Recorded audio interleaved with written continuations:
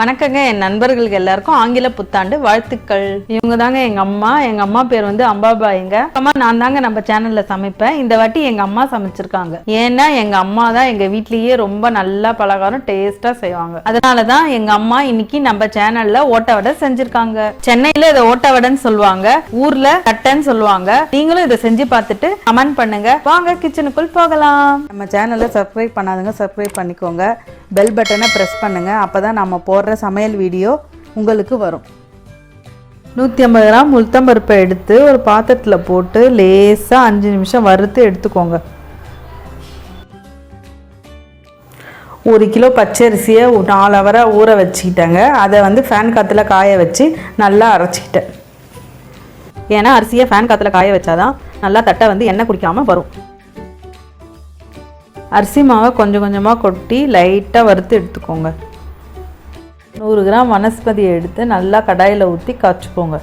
ஏற்கனவே வறுத்த உளுத்தம் பருப்பை மிக்சியில் போட்டு நல்லா நைஸாக அரைச்சிக்கோங்க. 100 கிராம் மொச்சக்கல்லையை மிக்சியில் போட்டு நல்லா நைஸாக அரைச்சி எடுத்துக்கோங்க. தட்டைக்கு காரத்துக்கு தேவையான மசாலாவை இப்போ நம்ம அரைச்சி எடுத்துக்கலாம். அதுக்கு நீட்டு காஞ்ச மிளகா 12 போட்டுக்கோங்க. 20 பூண்டு பல் தோலோடு போட்டுக்கோங்க. 2 ஸ்பூன் மிளகு போட்டுக்கிறேன். சீரகம் 2 ஸ்பூன் போட்டிருக்கேன். இதெல்லாம் போட்டதுக்கப்புறம் நல்லா நைஸாக அரைச்சி எடுத்துக்கோங்க. இந்த மாதிரி குறை குறைன்னு அரைச்சிக்கிட்டு அப்புறம் தண்ணி ஊற்றி நைஸாக அரைச்சிக்கினீங்கன்னா தான் மாவில் நல்லா ஒட்டும். ஊற்றி அரைச்சதுக்கப்புறம் இந்த மாதிரி நைஸாக வரணுங்க. 150 கிராம் கடலப்பருப்பை இந்த மாதிரி ஊற வச்சு மாவில் போட்டுக்கோங்க. அப்போ தான் தட்டை நல்லா முறுமுறுன்னு வரும். அரைச்சி எடுத்த உடச்சக்கடலை மாவை போட்டுக்கிறேன்.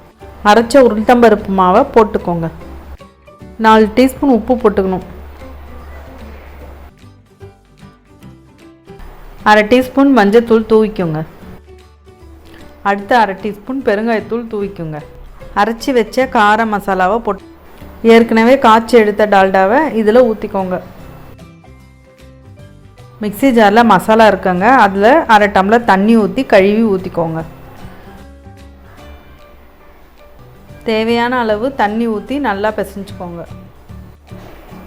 மாவை இந்த மாதிரி நல்லா பிசைஞ்சு எடுத்துக்கோங்க. தட்டை போடுறதுக்கு ஒன்று ஒன்றா உருட்டி எடுத்துக்கோங்க. ஒரு பிளாஸ்டிக் சீட்டை இந்த மாதிரி எடுத்துக்கோங்க. அது ஃபுல்லாக நல்லா எண்ணெய் தடவிக்கோங்க. உருண்டையை எடுத்து நல்லா ரவுண்டாக அழகாக தட்டிக்கோங்க. இந்த மாதிரி நல்லா இந்த மாதிரி எல்லாத்தையும் தட்டி எடுத்துன பிறகு எண்ணெயில் போட்டு பொரிச்சு எடுக்க போகிறோம். ஒரு சைடு நல்லா வெந்துருச்சுங்க. இப்போ நம்ம திருப்பி விட்டுப்போம். நல்லா பொன்னிறமாக வெந்துருச்சுங்க. இப்போ நம்ம ஒரு பிளேட்டில் மாற்றிப்போம். பாரம்பரிய சுவையில் மொறுமொறுன்னு தட்டை ரெடி.